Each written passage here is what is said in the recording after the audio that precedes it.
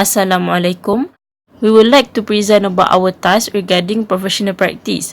The professional practice in Malaysia is being controlled by board, which is the Board of Valuers, Appraiser, Estate Agents and Property Manager Malaysia, where the main function is to regulate the professional conduct of those that registered by the board.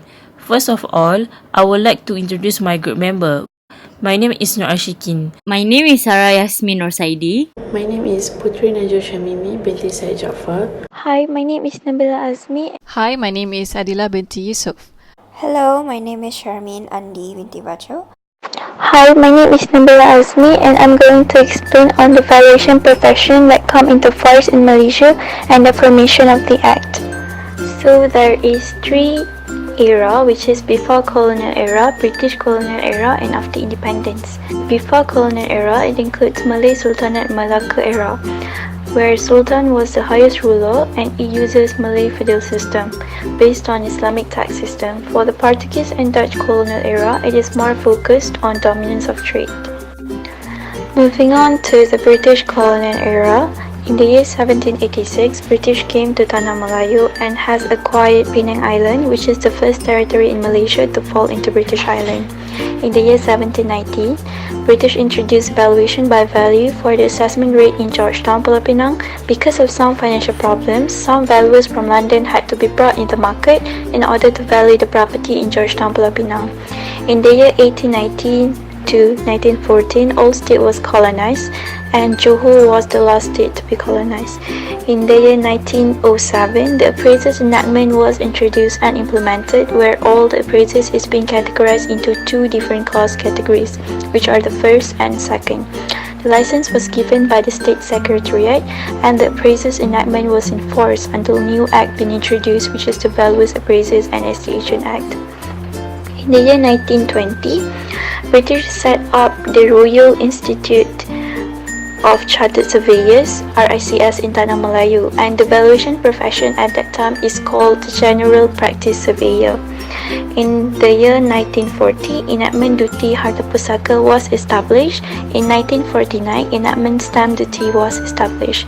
In 1950, the Royal Institute of Chartered Surveyors offers basic knowledge on ways to practice valuation from the British culture towards the local people in Tanah Melayu. And it is the year where the valuation profession came into force in Tanah Melayu. In 1954, Sir C.C. Hipgrave was appointed as the first officer in the Department of Inland Revenue, where the collection of tax takes place. It is called the General Practice. And in the year 1955, Sir A.A. Ragg began his services at the Ministry of Local Government, Housing and Urban Planning, where 10 qualified trainees and valuers has been recruited immediately. Moving on to the after independence, on the 1st June 1957, the establishment of National Treasury Division, where 40 trainees from the local is being recruited. The public value handles land administrative procedure, government relating issues like assessment. In the year 1960, the beginning of valuation in private sector firms involving charging, land acquisition, rent and leasing, and sale and purchase. The Land Acquisition Act 1960 was established. It is to assist government in acquiring alienated land for public purposes. In 1961, the Institute of Surveyors Malaysia (ISM) replaced the Royal Institute of Chartered Surveyors (RICS). In the year 1973, the Enforcement of Surveyors Act 1967. It is to improve the current act that comprises of many flaws. The Enforcement of Real Property Gain Tax 1979. In the year 1980, the Enforcement of Valuers, Appraisers, Estate Agent Act 1981. It is to control registration of valuers.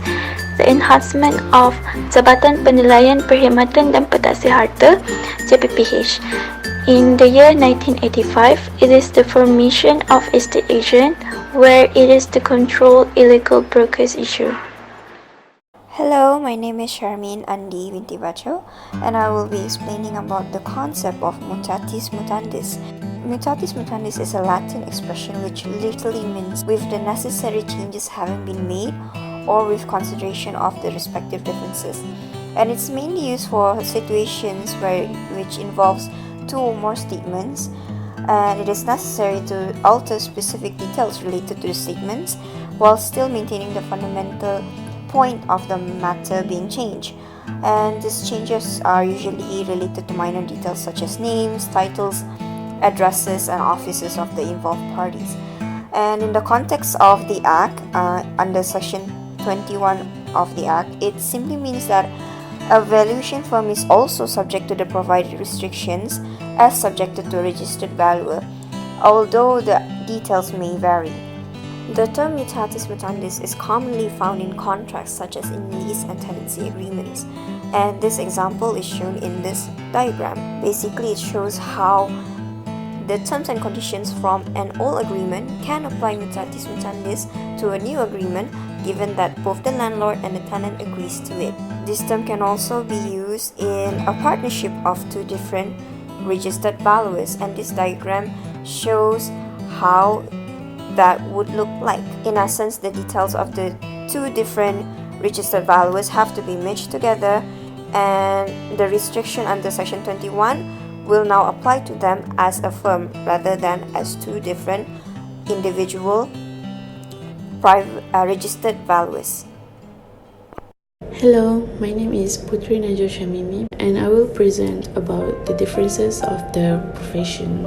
First is the differences of registered appraiser and registered valuer, mainly on the registration. Registered appraiser has registered because of their long experience, while the registered valuer because of their education. The land value that can be made by registered appraiser is limited, which is they can only value in one state. Unlike the registered valuer, they can value the land from all different states. The number of registered appraiser has decreased since board has stopped their registration, but the number of valuer increasing day by day since there are many valuers starting to step up their game and registered under the board. Next is the differences of probationary valuer and registered valuer.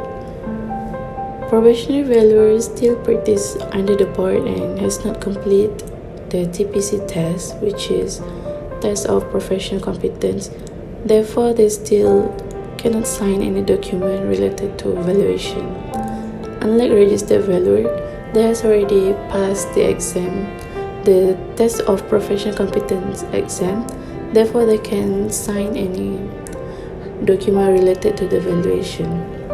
Next is the differences between broker and registered estate agent. Broker is an unauthorized profession and not registered under the board, while registered estate agent has been recognized and registered under the board. The broker does not have any license to do a transaction or sell, renting, while the registered estate agent has the license to do the transaction, and all the activities of the estate agent will be supervised by the board. Last but not least is the differences of registered estate agent and real estate negotiator. We can say that registered estate agent has been recognized by the board, while the real estate negotiator is still not recognized by the board. Real estate agent has the power to sign any contract related to transaction of market value, while the real estate negotiator does not have a power to sign any document. This is because the real estate negotiator is positioned below estate agent. All the activities by the registered estate agent will be controlled and supervised by the board, while the activities by the real estate agent negotiator will be controlled by real estate agent. Hi, my name is Adila binti Yusuf. Professional indemnity insurance, or often called as professional liability insurance, covers the legal costs and expenses incurred when a professional is claimed against by the client due to any damages done in terms of inadequate advice or services that causes the client to lose money. Without the insurance, valuers could be liable for thousands of ringgit worth of legal fees and compensation payments, as well as the possibility of loss of income. The importance of professional indemnity insurance is valuers provide advice and professional services to clients, including consulting and contracting. Thus, they are need to be protected against allegations of mistake or negligence in work made for client. It is also to protect the insured firm against consequences of liability to pay for damages. It also is needed to ensure firm is protected from financial loss that cannot meet from its own resources when faces a claim. It is also important to be taken under client's request to take up the insurance. Lastly, it is important to cover the cost of remedy of breach of contract. Hi, my name is Sarah Yasmin Rosaidi and I will be explaining on the numbers of amendments of Act 242 since the year 1989 until now. So the first one is Act A980, which was enforced on 31st January 1997. It focused more on the application for authority to practice either as a registered estate agent or a registered valuer or appraiser. This amendment is focusing more on warrant, which the warrant must be authorized and not remove any important items of documents. Any person who breaks the seal shall consider as offences, and any delay in granting a warrant obtain the right for the officer to enter the premise. The seizing officer shall also prepare the list of things seized. The next one is Act A1056, which was enforced on 9 September 2009, which comply most of the practice from the Director General, which the Director General must collect any necessary information, provide information and advice towards the government, state government or any property-related questions, to provide education, training, research and other services, to enter any land, building or premise at any reasonable hours to perform his practice, and inspect any documents or papers in the charge of any persons, including public officer, for the purpose of carrying out his practice, and may require a submission to him of any relevant information that is necessary to comply his functions. Next is Act A1404, which was enforced on 19th August 2011. This Act increased the powers of the board by renewal of the authority to practice. For the scope of estate agency, the estate agent must register persons making known the availability of the land and prohibits anyone from holding themselves out. This Act also introduced probationary estate agent. Estate agent can also initiate legal proceedings, and suspended practitioners must make suitable arrangements. Next is property management scope, where only registered valuers are allowed to provide property management services, and this Act modified the definition of property management. For valuation, they widened the services for the valuers to value the properties.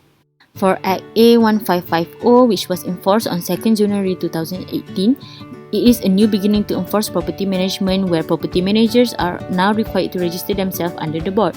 The main purpose for this amendment is to ensure that property managers are regulated and as a safeguard towards the public from any wrongdoings. It gives assurance towards tenants and owners. It allows both valuers and property managers to be regulated under the Ministry of Finance. The definition of property management is added, and additional of 3 registered property managers as committee members. Last is the Valuers, Appraisers, Estate Agents and Property Managers Act 2018, which was enforced on 15th October 2018. It officially changed the title of the Act to 42, and it covers aspects of proposed property managers with a new separate registry. For the conclusion, to conclude, there are many functions of the board, such as to approve and reject applications, to hold disciplinary proceeding, to conduct examination, which is test of professional competence (TPC), to prescribe skill office, to award scholarship, and to regulate the professional conduct or ethics of valuers, appraiser, estate agent, and property manager. That's all from us. Thank you.